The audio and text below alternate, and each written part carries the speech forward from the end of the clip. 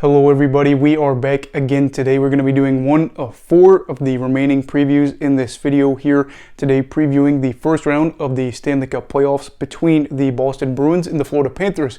But before we start, I wanted to say please make sure to subscribe to my channel if you're new to me, new to hockey, whatever the case may be. I'd love to have you here along the way as I try to do this as a career. So subscribe if you want, if not, no big deal.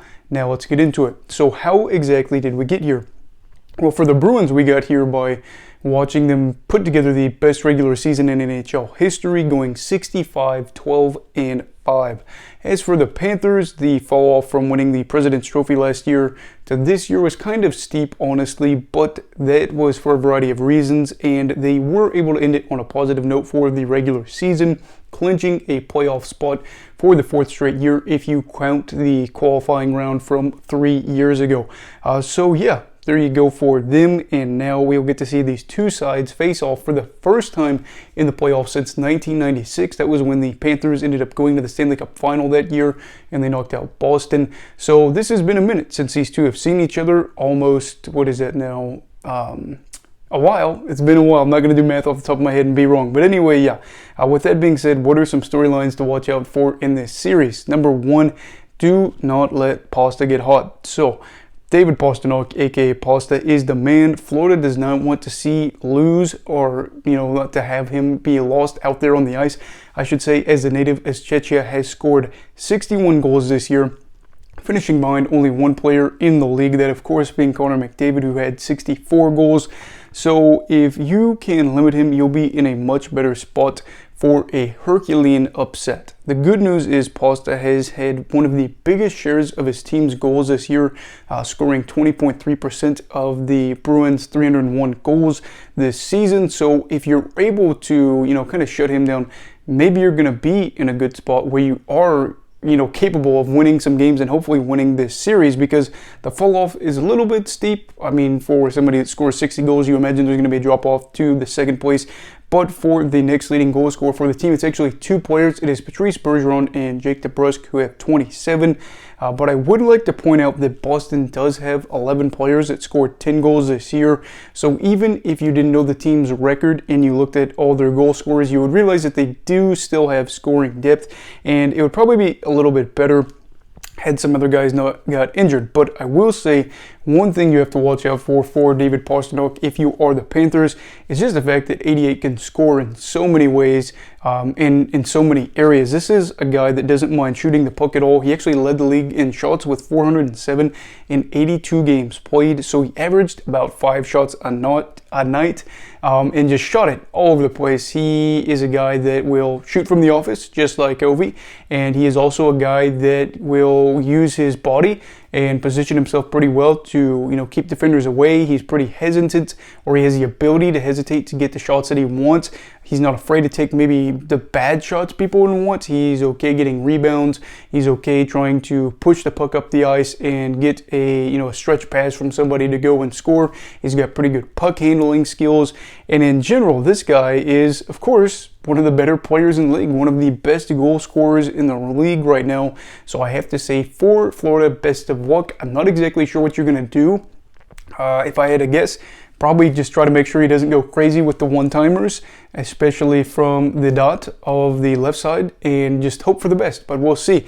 Anyway, for the second part, do the Panthers need a line to save them? Going into the season, Sergei Bobrovsky and Spencer Knight were the listed starters, or the listed 1A, 1B goalies for the team, but neither are likely going to be the starter for this game, as Bob's trying to return from an injury, and Knight entered the league assistance program, so for him, no big deal that he's not here. Obviously, I hope that he gets the help he needs with whatever it is, but now we are seeing the expected starter for the Panthers is Alex Lyon, who's here to help his other cats out. So will he have his hands full? Yes, Boston finished behind only the Edmonton Oilers for goals for per 60 this year, and he will probably get tested early. But really, he has nothing to lose, and Florida in general probably will have that mindset early on. They had to claw their way, no pun intended, to the playoffs, and they are playing a team that has everything to lose. So this is one of those situations where it's really fun to see, and I'm hoping that in the crease it's a great situation for them as well. I could see this getting a little chippy here. Brad Marchand, maybe he decides, hey, I'm going to go up and try to test him earlier. I'll give him a poke. I could see things getting pretty heated with Florida trying to defend their goaltender, especially because if Bob's injured, their situation in the crease could look pretty brutal. But maybe this is going to be a situation where the Panthers in line are able to actually be in a spot where they're motivated and they're just ready to go for this. He's had some good, some bad, and some ugly games this year, but now's the time to make yourself a playoff legend. Look at Louis Domingue. Last year, he ate the spicy pork. He was feeling good, and he captured the heart and minds of hockey fans around the world, even though he played for the Penguins, which is a team that I think has more people that don't like them than you would say with other markets. So we will see, and even if it's just for the beginning of the series, if Lion can hold on and Bob can return, maybe, just maybe, there is hope. Again, one of those things. I'm really curious to see how that plays out. For number 3, how do the Bruins play from behind? Florida would like to figure this one out early because the Bruins are practically lights out when they hold a lead. In fact, I was reading an article from The Athletic that was dated April 9th. Great service as well if you want to check that out. I'm not getting paid by them. I just read their stuff. They have great stuff for hockey on there. But the Bruins were 46-1-2 at the time when they led after 40 minutes. And over the course of the season, the Bruins, I included their final 3 games, were able to outscore opposition in the third period 115-60 if I did the math right. That's almost a 2-to-1 difference, and it's even more disturbing that you realize that they probably already had a lead on whatever team it was in the second period going into the third, and then they just added on to that lead. You know, some of those probably empty net goals, of course, but the Bruins only scored 17 empty net goals, nothing crazy out there. So you realize Boston was still capable of A, having the lead, but B, turning it on even more in that final period. So they know what it's like when there's blood in the water, and they are able to finish the job almost every time. Unfortunately, I guess one thing we will say is we kind of already know how Boston plays when they're trailing, and for the Panthers, it's not good news, is actually have the league's best goals for percentage when trailing, and they outscored the opposition something like 68-27 or something like that.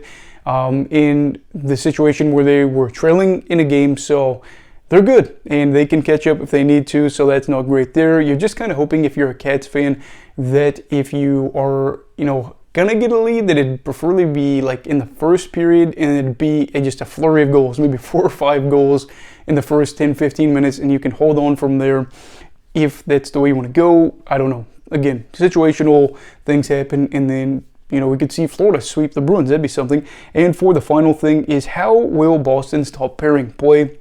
And by top pairing, of course, I mean Dmitry Orlov and Charlie McAvoy. The pair played about 37% of the total minutes that Orlov could have played with anybody since his arrival in Beantown. And the results were kind of mixed. They definitely were in a spot where they could have had better opportunities. I mean, they really were able to outchance and to drive play in a lot of ways pretty well when they were together. The thing is, they weren't really outscoring the opposition a lot. They had a shots for percentage of 56%, but haven't struck gold just yet. I think this could be a really good pairing, as they are both guys that are known for their offensive game. McAvoy is a guy that is, up there with some of the bigger names for defensemen, and he's a great two-way player. And Orlov is a guy that I think once he got traded started to get more attention as well in a market in Boston where that can happen to you. And you know that if these two get going offensively and defensively, this series would be great for them if they win it, as they build more chemistry and they are just in a spot to be all right just going forward and being able to get their games going individually. So if they can play big minutes, we are going to be really excited to watch out for that pairing, because a guy like McAvoy will play 25 minutes a night if need be. And we are just right in a spot where we're watching a great Boston team. So I really want to see if they're able also to handle Matthew Tkachuk and Barkov, if they're going to torch the Bees. But that being said, this is where we get to the juicy stuff. Having said all this, who am I going to pick to win this series? I'm going to pick the Boston Bruins in 5 games. I don't generally say a series will end in less than 6 games, but I feel like this one could. I think, it could go the other way, but after all, Florida is relying on a third-string goalie, and have had to have a hot run to even get here just to play a team that could be immortalized as the greatest team. I know that's going to make people so mad, but they would have an argument for the greatest team ever. And just a couple months, if they would go on and win the Stanley Cup, the Bruins not only have one good goalie, they have two, a forward group that looks to be more lethal, and they even went out and got a guy like Tyler Bertuzzi. And Taylor Hall is a player that hoping can work off some rust. He was dealing with some injuries. Their blue line is just, where they've gotten to be better with getting Orlov, whereas Florida lost Mackenzie Weegar to Calgary and that whole trade. And I really just think that at this point, it's pretty obvious, and I would say that everybody would kind of think it's obvious. Boston, on paper and in the results, have been a better team. So you would theoretically say that they're going to be able to do it and get the job done.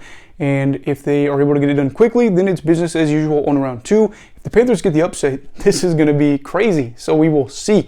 Anyway, who do you think will win this series? Why and in how many games? I apologize if this video seems a little off. I am on 3.5 hours of sleep, making sure to get these videos out here today. So bear with me as I do the other 3, and also check out my other previews from yesterday if you want. Also, please make sure to like this video if you enjoyed it. Subscribe if you're new. Everybody stay safe. Have a great night, and Eagle love hockey, all right. Goodbye, Brigadiers and Brigadettes. This is your captain signing off. Have a great night.